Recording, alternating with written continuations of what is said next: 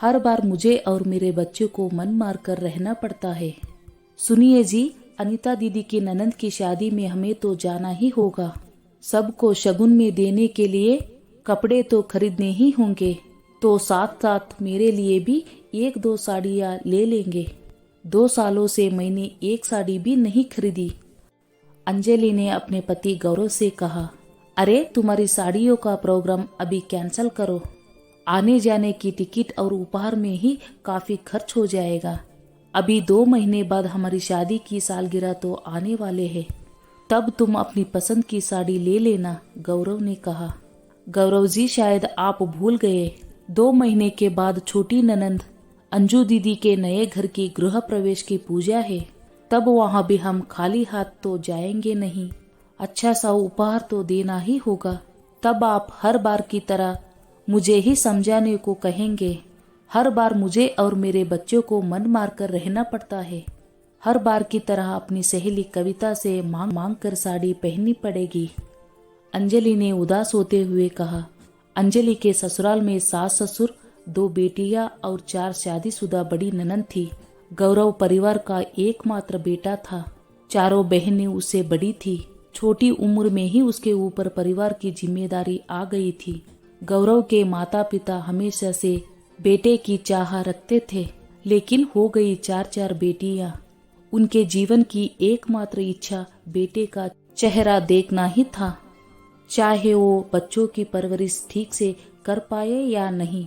4 बेटियों के पैदा होने के बाद जब गौरव पैदा हुआ, तब तक उसके माता पिता पहले से भी ज्यादा आर्थिक रूप से कमजोर हो चुके थे।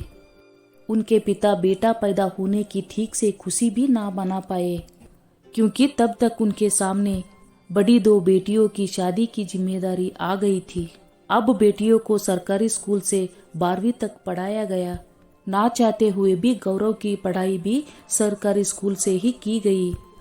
देखो बेटा, अब तुम 16 वर्ष के हो गए हो, तो तुमको जहाँ जो काम मिले वो करते चलो, क्योंकि तुम्हारी बड़ी बहनों की शादी में लिया कर्ज हम अब तक चुका नहीं पाए और एक बहन की शादी अभी बाकी है, उनके पिता भरत जी ने कहा, जो एक जमींदार के मुनीम थे। गौरव ने अपने पिता की परिस्थिति समझी और किराने के दुकान में और फैक्ट्री में और ना जाने कहां कहां काम करने लगा। साथ साथ में अपनी पढ़ाई भी जारी रखी। गौरव अपने पिता की जिम्मेदारी उठा रहा था।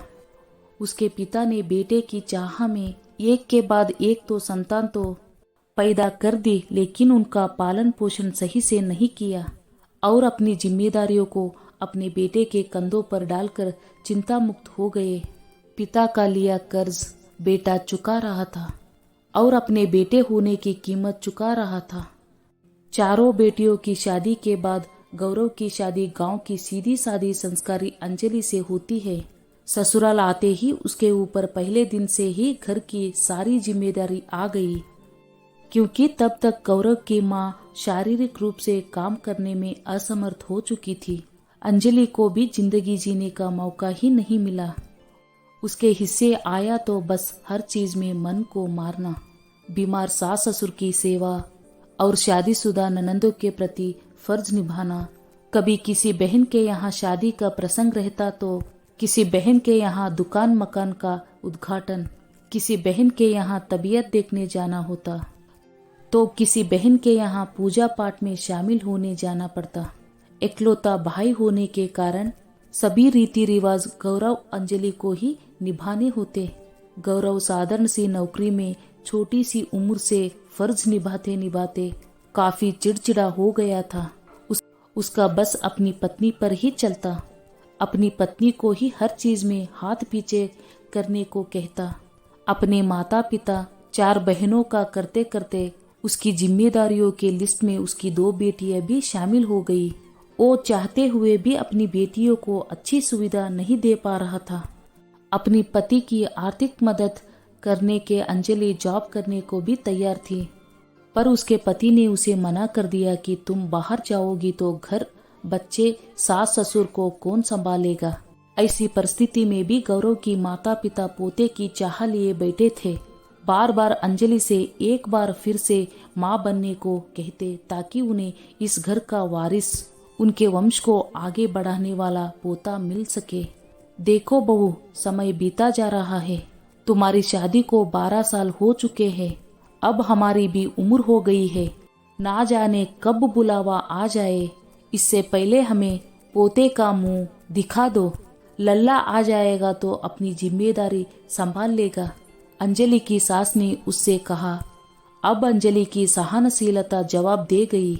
माँ जी, आप अपने पोते को भी अपने बेटे की तरह बनना चाहती है, ताकि सारी उम्र वो भी अपने पिता की तरह जिम्मेदारियों से बंधा रहे, एक पल को भी सुकून भरी जिंदगी अपने लिए ना जी पाए। माँ जी, आप तो जानती है हमारी आर्थिक स्थिति ठीक नहीं है। ऐसे में क्या हम बच्चों को अच्छी परवरिश दे पाएंगे? दोनों बेटियों को तो चाह कर भी अच्छी सुविधा नहीं दे पा रहे हैं, ना अच्छे स्कूल में एडमिशन कर पा रहे हैं। जैसे तैसे 2 वक्त की दाल रोटी खा रही है बेटियां। मन बहलाने के लिए उन्हें बाहर का खाना खिलाने से पहले 10 बार सोचना पड़ता है कि कहीं घर का बजट ना बिगड़ जाए। ऐसे में एक और बच्चे की परवरिश हम कैसे कर सकते हैं? कैसे सभी बच्चों को पर्याप्त समय दे पाएंगे?